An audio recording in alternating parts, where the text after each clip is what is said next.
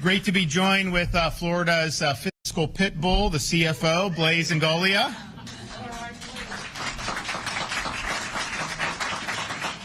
We've also got our great senator from Central Florida, Jason Broders, with us. And then we've got Representatives Cobb, Smith, Plakin, Booth, Stark, and we have our school board member, Alicia Farron, is here as well. So I want to thank everybody. So I think a lot of folks know that one of the initiatives that we've championed this year is the auditing of state agencies, but also local governments with respect to how they're taxing and spending. And so we have been doing this as a matter of course at state agencies anyways, but we're employing new technology. We're having contracts reviewed by AI. We're doing the Doge to the university system and looking under the hood there. And there's a lot there, trust me, to do it. And not just with the spending programs. Are they following the policies? I mean, for example, Florida eliminated, I signed legislation years ago to eliminate DEI from our public universities. And, you know, there's no official, but, you know, do they go down 2 or 3 levels and start doing this or that? So we're looking at all that, and it's really important. And, you know, on the one hand, we in Florida, we could say at the state level, you know, why would we want to audit? I mean, after all, just look at the record that we have had. They just announced, I think the federal government's got like a AA minus credit rating. Florida and every rating agencies is AAA across the board.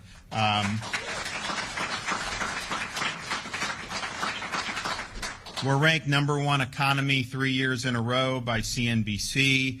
We have done historic repayment, accelerated retirement of the state's debt. So 180 years as a state. If you look, just since I've been governor, we've retired more than 40%. And by the end of the fiscal year, we'll likely get to close to 50% of Florida's total historic debt done. We now have the lowest per capita debt of any state in the country.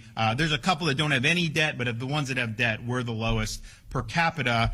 And if you look, if you go back 15 years ago, the average cost per Floridian, if you did debt per capita, if you just had to write a check, you would have had to write a $1,200 check, which honestly is not that bad compared to the federal government. But today, if you had to write a check, we had to retire all the rest of the debt, it'd be $483 per person. Now, put that in comparison with the federal government. If they made you write a check for the federal national debt, it'd be about $106,000 per person. And so we're doing it right. Our debt is declining in absolute terms, in per capita terms, you name it. We've had basically 3 years in a row where the budget's been very stable. This year is spending less than last year. Last year spent less than the year before. We're still doing really important things. I mean, I just announced some. I mean, how many of you have seen the I-4 that we did in Polk and Osceola, where we did that lane? I mean, that's been really good. That's only the beginning. I mean, there's going to be a permanent thing. But, you know, I've had people tell me, like, it saved them a lot of time to be able to do that. So we've done a lot of investment in accelerating these road projects because, you know, it's like you have something everyone needs to be done, and they say, well, it'll start it'll start in 2035, and we're on it. Well, what are they supposed to do? Just sit in traffic for another 10, 50 years? So we accelerated $7 billion for that. So you see the temporary I-4. They're doing things in Polk, Champions Gate, all these areas. Obviously, Central Florida is getting the most money of any of all that because, you know, you have obviously a lot of needs. You know, there's rush hour traffic, then there's like traffic at any time of day, and like some of that stuff on I-4 can be any time of day, particularly in Polk County. So we're working on that, made a difference. We're going to do more. I was just in I was in Tampa Bay. We're doing 275 widening there, similar to what they did on I-4 in the past. And that's going to take you up to the Howard Franklin Bridge. The old Howard Franklin Bridge that connects Tampa to St. Pete is being demolished. And we have the new bridge there, and then they're going to be adding the express lanes going forward. So this is something that's really, really significant. So we did that in big way. We've also done billions of dollars to raise teacher pay, which hadn't been done in a while in Florida. And obviously the local governments and the school boards have to make those decisions. They can always put more into that, but we said, here's money, it's got to go to teacher salaries, and that's been really, really big. Many billions. This year was $1.38 billion, I think we did, which is way more than had ever been done before. Proud of that. We've also done more for natural resources and environmental restoration. The Indian River Lagoon, amazing progress, what we've been able to do. Everglades restoration, massive, massive projects that we're doing. And we've even gotten the Trump administration to delegate us some of the Army Corps projects that they hadn't started yet. We'll start them and we'll finish them a lot quicker. So that's great teamwork, and that's bringing huge things. But we've put billions and billions of dollars into conserving our natural resources and making sure we leave Florida better for those who come after us. And then we've also done things with respect to tax relief. You know, we did the thing, I think we did it for 2 years, where we did the toll rebate. So you got your tolls rebated 50% for the commuters. We made all baby items permanently tax-free. We made all disaster supplies, I think within some reasonable limits, permanently tax-free. We've done tax relief. We just eliminated the tax on business rent. We're the only state in the country to do that. Not what you want if you want to continue having a strong economy. So we did that. So we've done all of that to really give. But, you know, we don't have an income tax, and we never will, as far as I'm concerned. But it's harder to cut taxes when you don't have an income, because the income tax, you could just lower that rate. We can't, so we go, okay, here's business rent, here's that, here's all these other things. But one of the things, and so we've done all of that with a good, stable budget. We have the second lowest per capita spending in the entire United States of America, although I will tell you, New York, it used to be New York had more people than Florida. Now they've got about 19.5 million. We got about 23.5. So we've got millions of more residents than they do, and yet their budget's more than twice the size of our budget. And yet our roads are better, our services are better, all that stuff. So we're showing you, how it goes. So we could, with all those statistics and all, I could just say, you know what, state of Florida, no, we are doing this. We're looking at the universities. We're looking at modernizing state. We're looking at all these things because you always want to do as good as you can do. I mean, you may be the best compared to some other states, but are you the best you can be? And that's why we're doing it. So we've done that. We're in the process of doing that. We'll be rolling out some good, hopefully, reforms, particularly with the universities, that'll be really meaningful. But the issue of kind of like the audits, and Blaze has said that our auditing of the local governments is the Florida Agency for Fiscal Oversight, FAFO, and that's kind of Florida speak for what they tried to do with DOGE in Washington. So we're doing this, but part of the reason why we were, as much as we wanted to do state government, which is important, the local governments were really where people, because I'd have people say, hey, can you cut our property taxes? And the reality is the property taxes are determined, administered, and collected at the local level. We don't have your property tax coming to Tallahassee for our budget. That's done to cities and counties.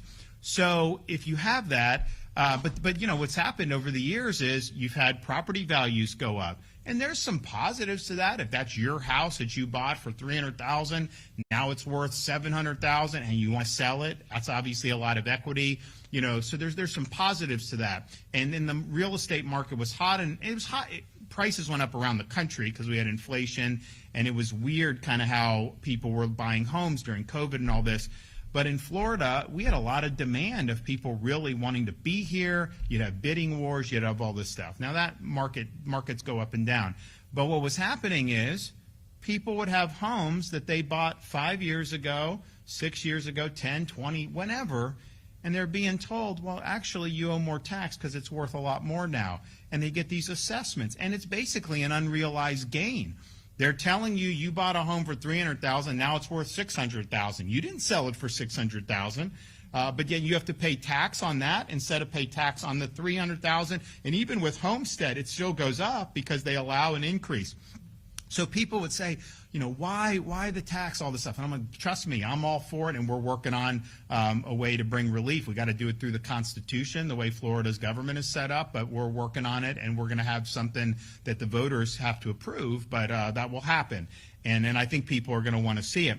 But, they would point out, they say, listen, okay, I'm paying more in property tax, but the budgets are going up dramatically in some of these areas.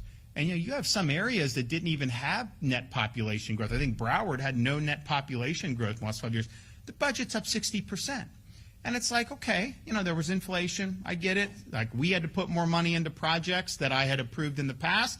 And then they're telling me I need to kick in more money because the cost of everything. And that is true. That happened. But not at that level. And yet you see that all across the state. And so we really want to be a resource to look out for taxpayers. When you have a gusher of revenue coming in because Florida's doing well, people are buying homes, property values are going up, the inclination for most people in office is to take that revenue and spend it. That's what politicians do. We look at it and say, well, actually, what would be very beneficial for folks in Florida right now, particularly for families, is tax relief and property tax relief. We are showing you can do meaningful things in a budget that is half the size of the state that's closest to us in population, New York, and still make a big difference. So it can be done, but we got to be friends and stewards of taxpayers. So that was why this year we worked with the legislature. We got this audit authority beefed up. Blaze, as the CFO, has a lot of authority as well for any of the local governments that receive any state funds to be able to do. So they've been doing it. We had a lot of people, local governments, volunteered to have the books looked at because some of these folks want to see reform too. We had others that weren't as cooperative. And so Blaze led these teams on site to do these audits, to do interviews, and to review the spending practices and the taxing practices and the regulatory practices.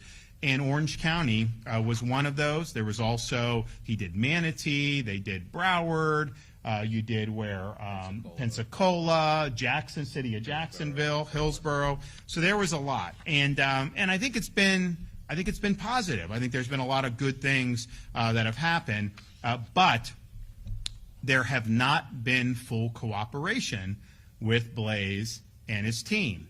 And,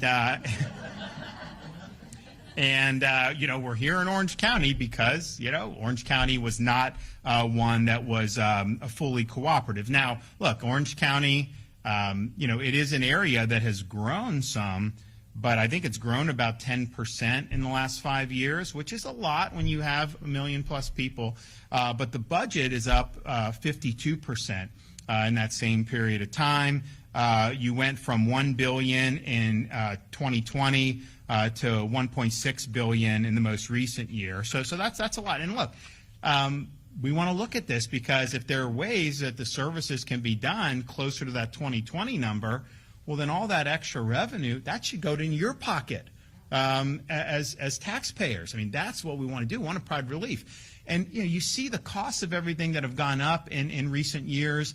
Groceries, obviously home prices, all this stuff. The only thing that we the people through government can control 100%, we can't, the state of Florida, I can't control what Publix charges for this or that. It's just not the way it does. There's all these other factors. Tax is purely controlled by we the people, in this case through our Constitution. And so you can have property tax, you can lower, you can eliminate, particularly for Florida residents. That's all within our power to do. So if people are strapped, if it's tough because of costs that we've seen over the last 3 or 4 years, the tax relief is the best way we can make a difference. And the beauty of it is you've got senior citizens on fixed income whose homes are being assessed higher and higher. That's pinching them. But just think of what it does to a young family to buy a home and to not have to keep paying tax to the government for their personal residence. I mean, that's a huge, huge boost. So we want to be able to be helpful with that. And so putting this under a microscope is where, and you've had a lot of, and Blaise will probably go through some of the stuff for Orange County, but you're giving money to more niche ideological causes in this county and some of the others. And the voters can decide whether that's something they want. I think most taxpayers would rather have relief than some of the stuff that's being spent on. That's just what I think from talking with people and knowing.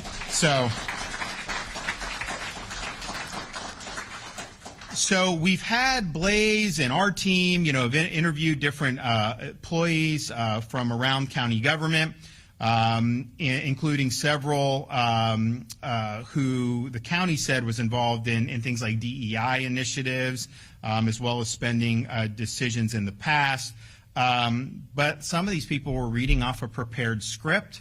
They wouldn't fully answer the questions and really left a lot of our folks not satisfied that they were getting all the answers that they could. So there's a lot of different things to unpack here.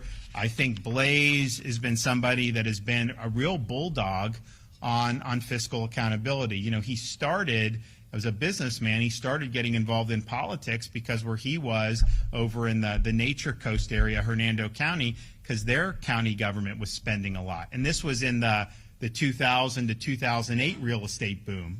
The property tax revenues are going in, and they're spending it, as fast as they can. And he's like, wait a minute, we've got to police this. And so he was really made for this job to be able to go in and do it. So he has an announcement today about next steps on this, and I want to turn it over to him to make that announcement. Thank you, Governor.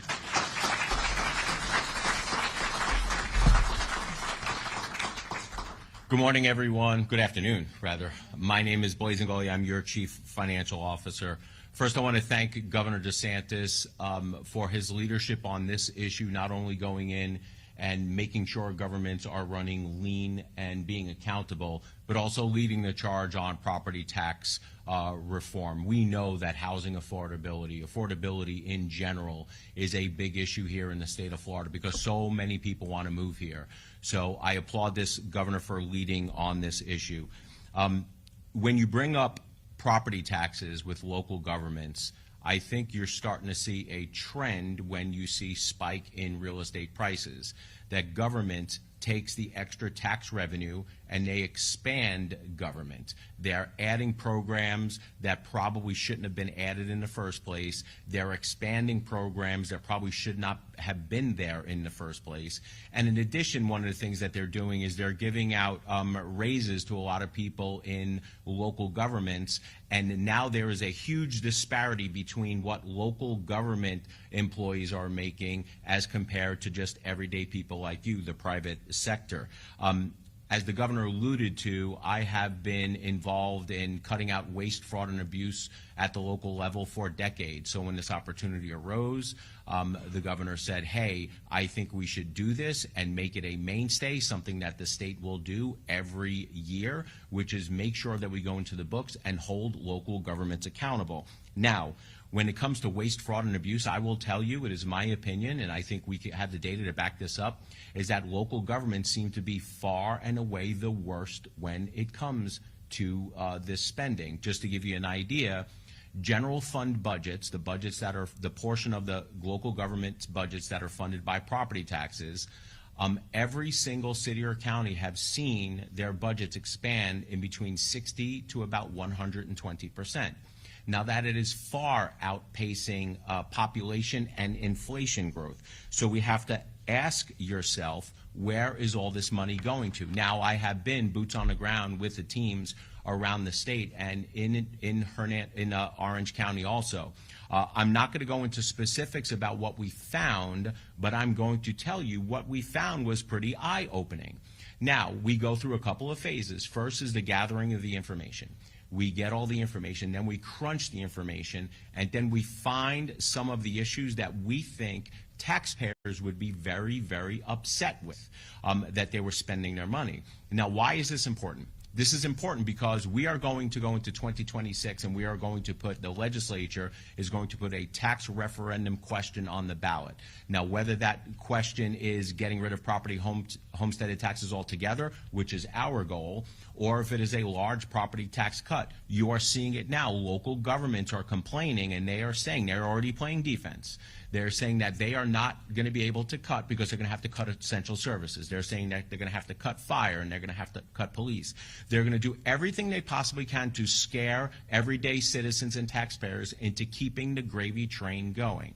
They never thought in a million years they were going to have this governor and this CFO basically shining the light on a lot of the wasteful spending. So just to reiterate, what the governor was saying is that over the last 4 years, there has been about an 80,000 person population increase in Orange County, but the budget has increased about $560 million, well over $500 million. So if you're looking, you could probably add a whole nother city for that amount, not just $80,000. So it is disproportionately out of whack where taxpayers, property taxpayers such as yourself, are footing the bill. So it shows me that they don't have to cut where they say they're going to cut. There is more than enough areas for them to cut. And I'm just going to say this right now. The first rule of government is to protect its citizens. So when you hear a local government saying that they're going to have to cut fire and cut police, they are doing nothing but trying to scare you, because those are the first things they should be cutting. The first things that they should, first things they should be funding. Sorry about that. If they're building their budget, the very first thing should be fire and police. So don't buy into the rhetoric of local governments that they cannot cut.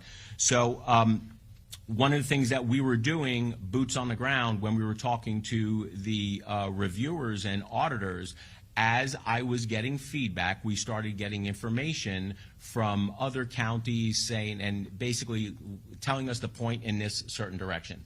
We got a phone call from somebody inside county government and told us that there were people inside county government that were actually changing the names of files because we were looking for a certain keyword, specifically diversity, equity, and inclusion, DEI files.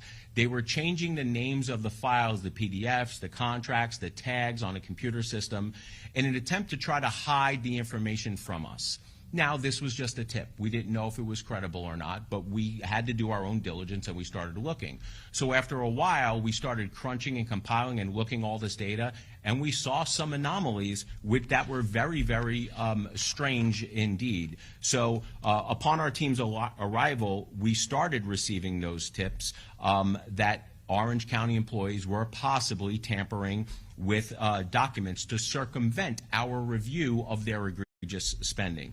So when we started questioning, what we got were some shady answers, some incomplete answers, and what the governor had alluded to, some people were just basically reading off of a script. Just to give you an idea of some of the things that we found, or should I say lack of what we found. So we accumulated about 1.2 million emails of everything related to diversity, equity, and inclusion. Now, there were 6 grants that were given out for DEI programs.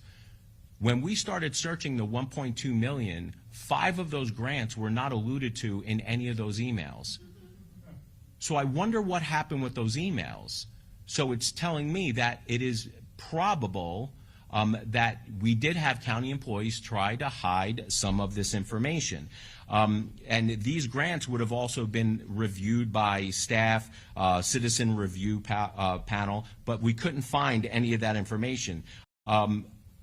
In addition to the procurement documents that would have been sent out for these contracts, a lot of the information was missing from that also. So I started asking the question. I called up the governor. I said, I think Orange County has something to hide.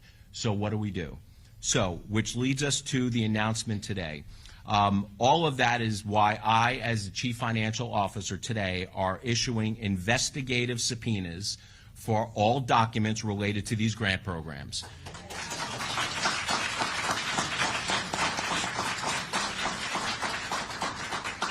In fact, prior to us holding this press conference today, the subpoenas were signed by me, and probably by now they have been handed out to county government. In addition, I have issued investigative subpoenas for Orange County employees who we think were involved in the grant process, the interviews with our team, and uploading partial information, not incomplete information, to Florida DOJ. So I think it is very apparent that taxpayers deserve and have a right to know where their money is being spent. Now, I'm probably freaking out a lot of Orange County employees right now. My advice to you is, when you are contacted and when you're going to be interviewed, do not hide the information. Be truthful with them. We know that people above you told you to go and change the information in an effort to try to hide the information from us.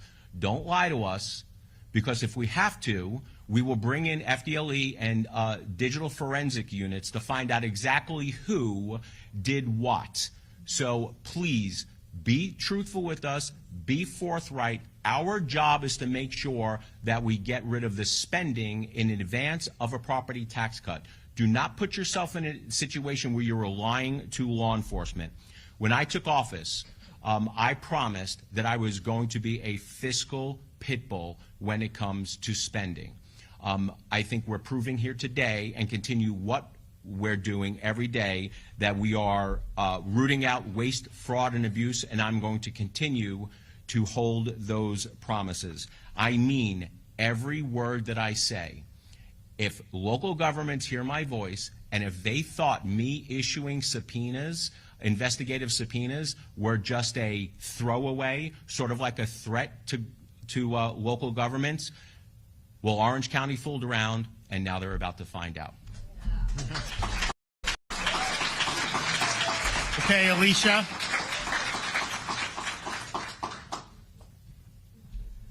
Hey, thank you so much, Governor DeSantis, for your strong leadership. We have seen so many victories just in the last, how many years since you took office, and under your leadership. Truly, Governor DeSantis is America's governor. I also want to say thank you to our CFO of Florida, Blaise Ngolia. Thank you for being a pit bull, leading boldly and unapologetically. So I'm Alicia Ferrat. I'm a mom of 5 kids, and my husband and I have lived and raised our family right here in Orange County. As a taxpayer, I expect my hard-earned tax money to be spent wisely, and that our local and state government would be taking our tax funds and using it for good. The reality is we need accountability, and most importantly, we need integrity in our local government. God's word is very clear. Proverbs 10:9 says, "Whoever walks in integrity walks securely, but he who makes his way crooked will be found out."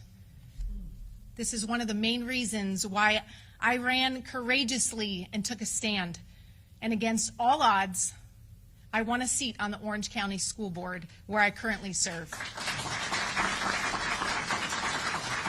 As a school board member, I want to put the same integrity and leadership that I have with my own family. And I'll tell you, a mom of 5 kids here in Orange County, it's not easy. My kids eat like piranhas.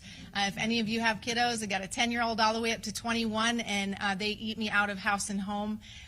But a few years back, my husband and I, our dream was to build our own house. And with a large family, we didn't have tons of money coming in, didn't have a huge budget. And honestly, our budget did not meet and didn't match our dream. But one day, my husband, after watching YouTube, seems like all night, came to me with a hammer and some nails and said, "All right, babe, you ready? We're going to build our own house." We don't have the funds to go hire somebody. We don't have the funds to go and grab somebody else in, but what we do have is our own 2 hands. And that's what the American dream is all about, working hard. And when we work hard and we bring in our own funds, we expect that our funds and our money is spent wisely by our own local government. We need elected officials who are regular folks, moms and dads like myself. We need less bureaucrats who are pushing their own agenda.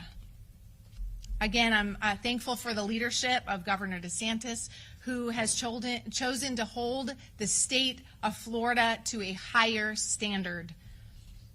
And I'm also proud to say that in Florida, we are leading the way for the entire nation to follow. In my leadership here in Orange County, I stand with the governor as we stand for what is right. Okay. Thank you.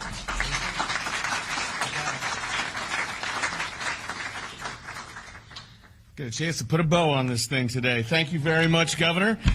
Since becoming governor, Governor DeSantis has partnered with the legislature. I'm Jason Broder. I'm a state senator here in town. I have a couple of different counties, including Orange. Governor DeSantis has partnered with the legislature to prioritize fiscal responsibility, tax relief, and efficiency in state government. In Florida, we have a long track record of keeping state government accountable to the people. We have no state income tax, we have constitutional requirements for open government, and we have the lowest number of government workers per capita in the country.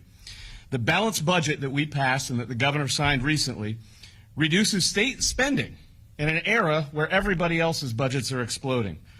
We also, in that budget, lower per capita spending again and reduce our own state bureaucracy. We authorized early payoff of state debt that's been mentioned. We account for significant, broad-based, permanent tax relief. All of this can be done. I don't want to hear excuses about how constrained things are when we at the state are doing this. New reporting requirements are now throughout the budget to safeguard taxpayers, improve accountability, transparency, and oversight on our own government spending at the state level. With the governor's full support, we also passed legislation that reduces the administrative state with improved government oversight and accountability over agency rulemaking. So even those folks that administer all of the laws that we pass have greater oversight. One of the reasons the DOGE efforts have been so popular at the federal level is because people have a problem with unelected federal bureaucrats pushing their own agenda with your money. Under the governor's leadership, we're improving transparency and removing burdensome bureaucracy that creates barriers for citizens and businesses struggling to comply. State government is clearly leading by example. It's about time local governments follow the governor's lead by offering the taxpayers relief and embracing efficiency in government. When a jurisdiction isn't on board with this, it's clear that more needs to be done. DOGE visited Orange County because of their record of overspending, promoting DEI, and failing to lower property taxes despite an over 50% property tax increase since 2020. In addition, Orange County's reckless spending, the DOGE visit raised several red flags and maybe a potential cover-up. DOGE audits are an important opportunity for local governments to realize this is an opportunity for better spending. This is an opportunity for us to get better for the taxpayer. It's not an opportunity to double down on woke policies and poor spending habits. Orange County has demonstrated an unwillingness to fully cooperate. These subpoenas send a clear message to Orange County and all other local governments that think they can abdicate their responsibility to taxpayers without consequences. We are putting all these jurisdictions on notice.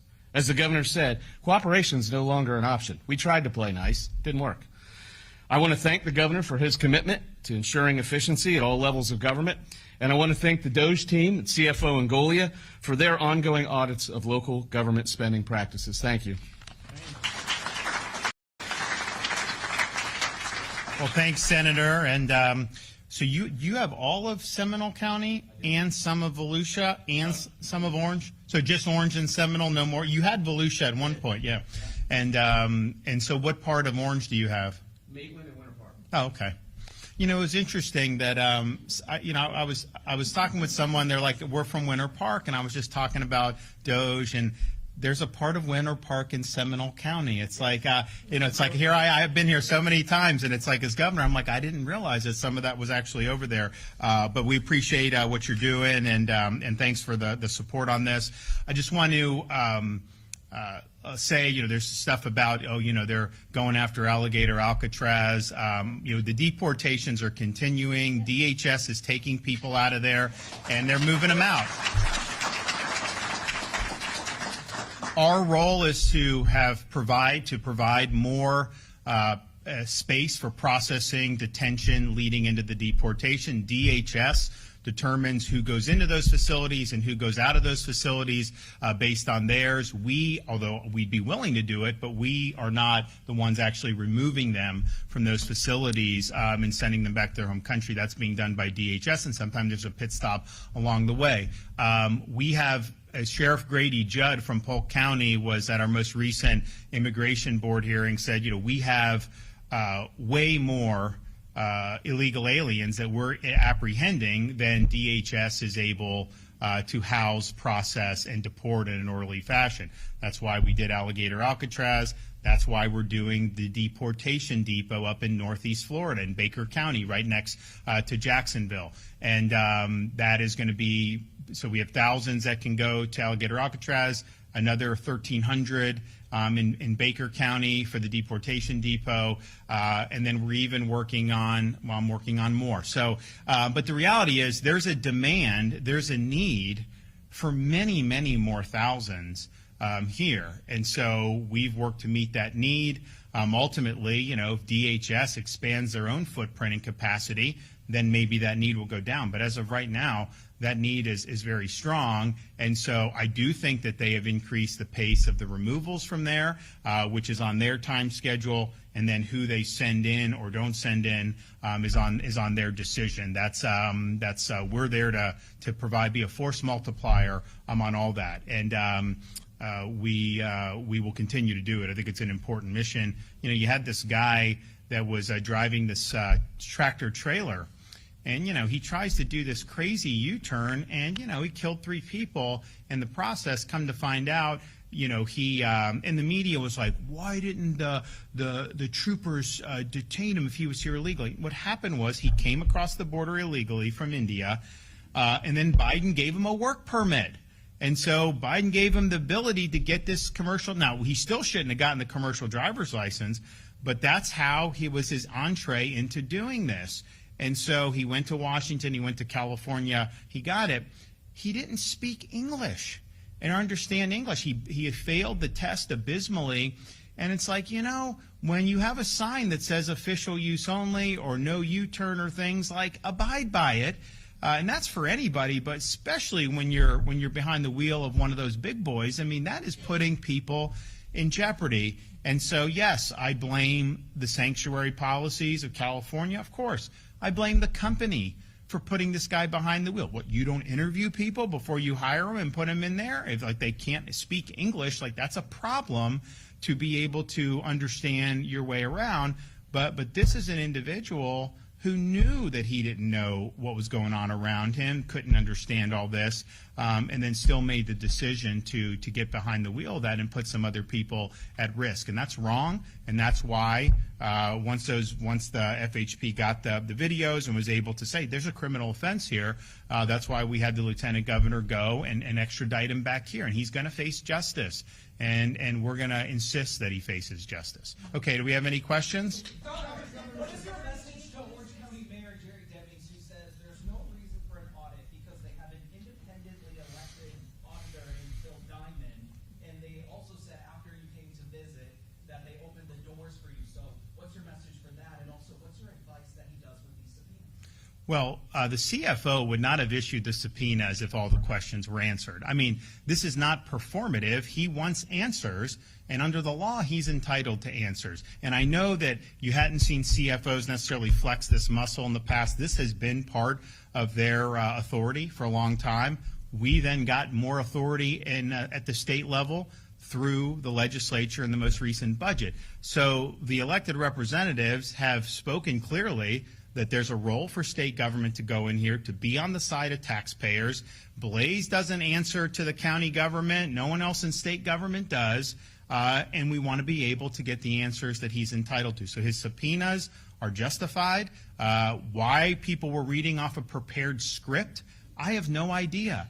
But that's what was going on. And so he's going to make sure that he gets the answers to this, because ultimately the job of all of this, whether it's us going, doging our own state universities, or whether it's what Blaze is leading in local government, is you got to be a voice for the taxpayer. And Blaze is being a voice for the taxpayer.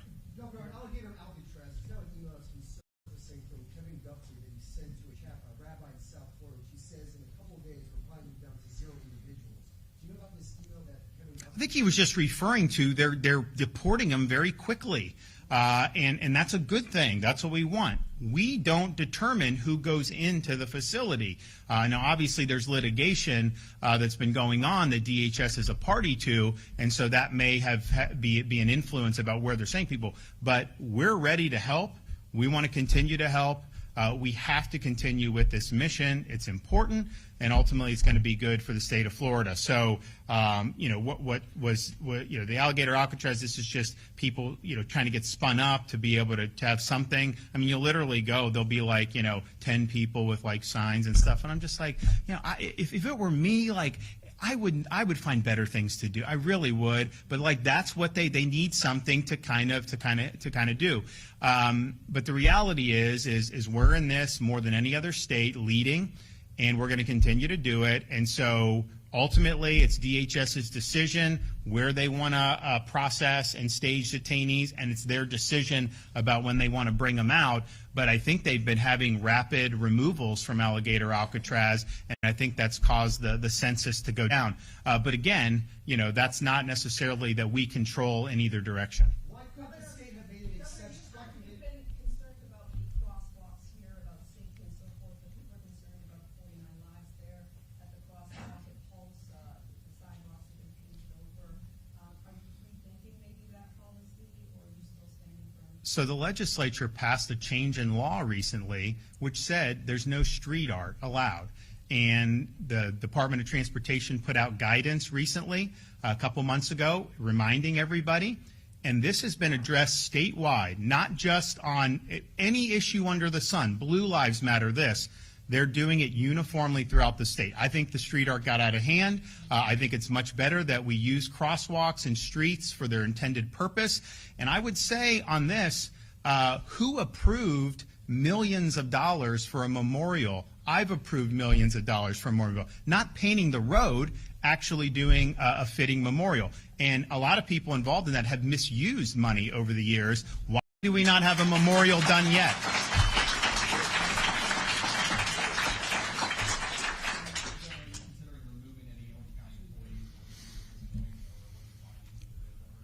So the question is about removing people. I mean, look, the Constitution allows the governor to remove under certain criteria. It's not something that I do lightly. I mean, people bring me the kind of the goods, because I'll go around and people be like, hey, remove this person. Well, it's like, you don't like somebody, that's not necessarily fitting with the Constitution. So give me the goods. And so, for example, we've done that when I became governor. I had promised in the campaign, that we were going to bring accountability for the Parkland failures by the Broward County Sheriff. So we removed the sheriff that, and the Senate eventually upheld that. We did the same with some of the supervisors of elections in South Florida, and lo and behold, we now have very, very well-run elections. So that was necessary, and then we have had to do from time to time. And so the question is if there's conduct that merits that, well, that goes without saying, we can do that. But I think the intent is to get the people the answers. We expect compliance with these subpoenas, and then we'll be able to go from there. But what I want is for the process, the authority that's been put in place in law, both with CFO and state government, to just be respected and honored. I mean, we have these debates. I get it. Look, there can be some friction. I mean, Florida politically now is like a big red peninsula with some blue dots, right? Orlando's one of the blue dots. Gainesville's one of the blue dots, and that's fine. But the reality is when you do debate these things and put this stuff into law, the ability to conduct these audits, the ability, or actually the mandate for DOT to keep the streets clear of markings or messaging or graffiti, That's just the people have spoken on that. I think Broder and his colleagues passed that unanimously in the Florida Senate. I signed it in the law. If I sign it in the law, how could I then say, well, you can do this, you can do that? Because then you end up having to adjudicate, well, that message is fine, and that's not what we're doing. We wanted to get out of that business, and I think that's right. Now, some of the local governments who are not necessarily on state roads, I have to see, I know Key West is coming up, Delray Beach. There may have been one or two others who basically just said, we're not going to comply or whatever. Guys, we're going to get it done. We're going to follow the law, and it's going to, so you can do it the easy way, you can do it the hard way. That's really up to you. I mean, there's obviously certain parts where anytime a state does something, there's a desire to kind of virtue signal, and I think we're seeing that in some of those jurisdictions. But the reality is we have this authority. We have the DOJ authority. So let's get the facts. Let's let taxpayers know. I mean, I do think just on the face of some of the things Blaise said, you went from what, $1 billion to $1.6 billion for the thing, almost $600 million increase in the last 5 years. Now, there may be folks that will show, hey, that was absolutely necessary. Look, let's have that debate as Floridians. Because what I would say is I would have preferred property tax relief and then mitigating that. Now, there's, like I said, the state government, we've had to put in more money for projects because the costs went up. So I'm not saying that there was no increases that have been imposed through the inflation, but that's a significant increase, and especially in counties that haven't had a net population gain. Orange has had a net population gain. Broward has not, and yet their budget went up 60%. So we want to do right by taxpayers. I mean, that's what this is all about.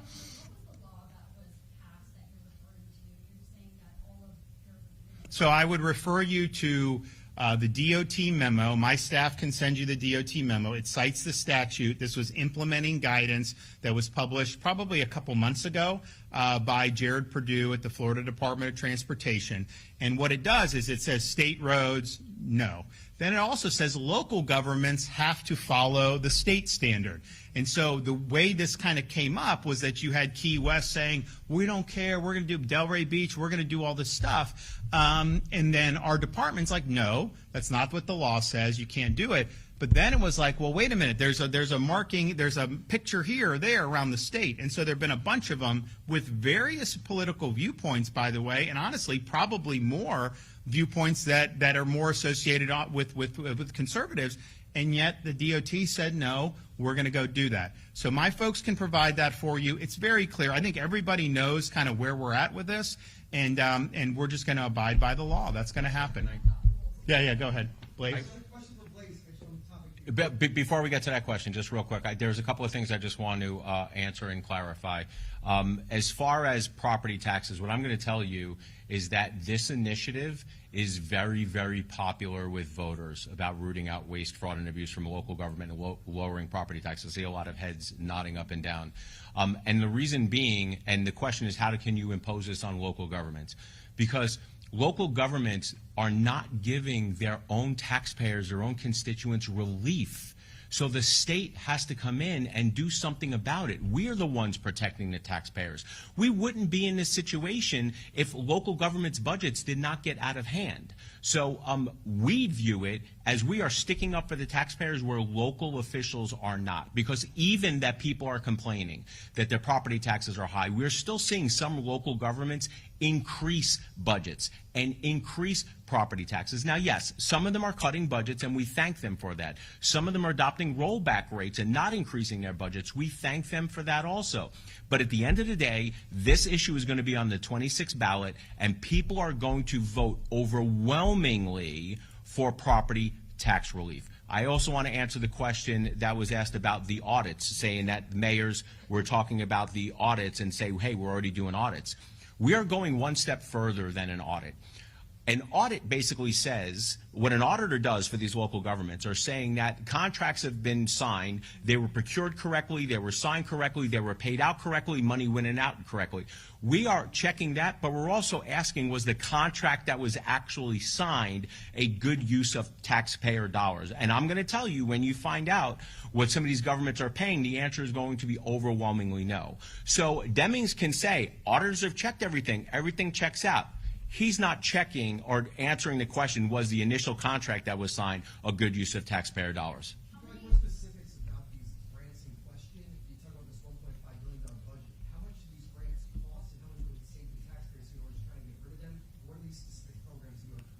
I'm going to tell you right now that I want to say those grants over the last 3 years totaled about $500,000, $600,000, which is not a lot. But it's the question of them hiding the information because they know they are going to be embarrassed that they were spending the money on in the first place. But I'm going to tell you right now, that is a drop in a bucket from what we're actually finding. That is nothing compared to when the reports come out and voters see what they're actually spending the money on, then they are going to be outraged. Well, Right there. I'll let him go in a second. I just want to, and Blaze alluded this in his original remarks. If you look at kind of salaries and benefits, federal is higher than state, but county and city are oftentimes higher than federal, right? And so, look, I want people to do well. I'm not like, and I just pushed a big pay increase for Florida Highway Patrol, and I want to do more next year. And I'm not, but I do think there's going to be, and Blaze will show a lot of examples in county and city government where some people are getting, pretty significant, paydays. And it's like, okay, you have like the governor of Florida, the CFO, the attorney general, like they're at a certain level. And like we've kept it so I don't want any, but and then like a county administrator is like twice that much to run a county when someone's running a state. It's like, wait a minute, like, there's some stuff there. So I think like some of the grants and not being honest is indicative, I think, of a larger issue, and I don't think it's like, oh, well, there's, this much in grants. I will say, though, across the state, I mean, there's definitely many, many millions and millions of dollars that were spent, on some of the more political stuff for sure, is what we're finding, across particularly some of the bigger counties. Did you have Blaze? Okay. Thank you. Mr. Ngoli, how many county employees would you say an idea so far gave you some of those partial records, read off a script, and how far up the chain of command do you think that goes?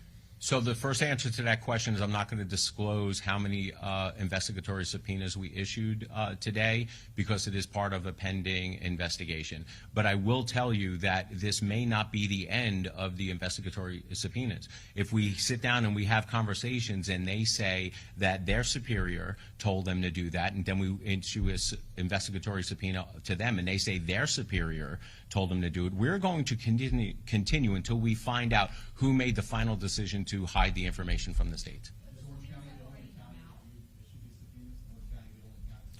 I will tell you that Orange County is the first county that we issued subpoenas to, but there are other counties that are being just as elusive that we may actually have to issue subpoenas also. Do you have similar concerns about City Hall here later on TV or maybe come out how that body went at the city? When budgets go up over 4 or 5 years in between 60 to 120%, I have issues with every county, whether it is a Democrat majority county or a Republican majority county. I have issues with wasteful spending. I have issues with government spending things on things that should not be spent on and then continually asking the taxpayers for more, more, more. The taxpayers have had enough, and so have I. Yeah, I think you.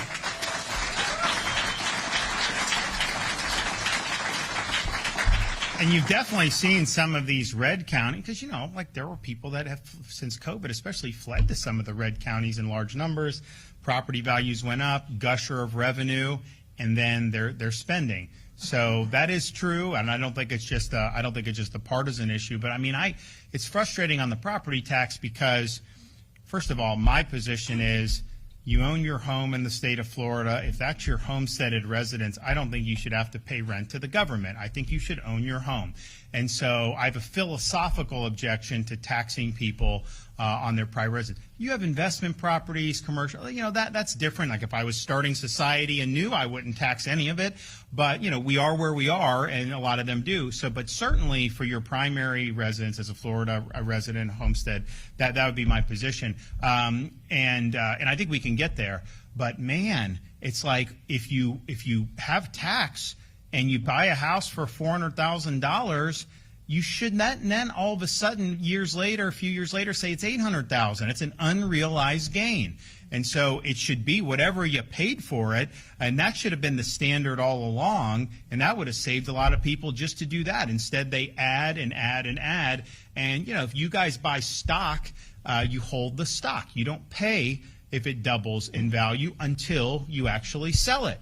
And the real estate and the homes seem to be the one example where we know that's not good tax policy, and yet that's grown into just an accepted practice where you get a new bill and someone has assessed value to your house. Property, real estate goes up and down. I mean, from 2000 to 2007, a little into 8 in Florida, and well, nationwide, it went up, right? Then what happened 2007, 2008? The bubble burst, and so all of a sudden you had a lot of distressed assets, and you had a lot of properties values that went down. So, if you were just owning and then they're taxing you more, and then all of a sudden it's actually not worth that much, how do they justify that tax? So this is something that's really important to people. I think it's the best way that we can do something as a state to provide meaningful relief. A lot of the other things that have pinched people, from groceries, all these other things, that's not controlled by the government, certainly the state government. I mean, I think, the inflation that has been fueled in recent years federally is a different story, but the one thing we can do is the tax, and to give people the relief from the tax. So I think it would be good for senior citizens. I think it would be good for young families. And this is part of that process, to be able to have a voice for the taxpayer, show how these resources are being, the gusher of new resources that have come in, how that's being spent, but then ultimately to be able to show there's a better way. And that better way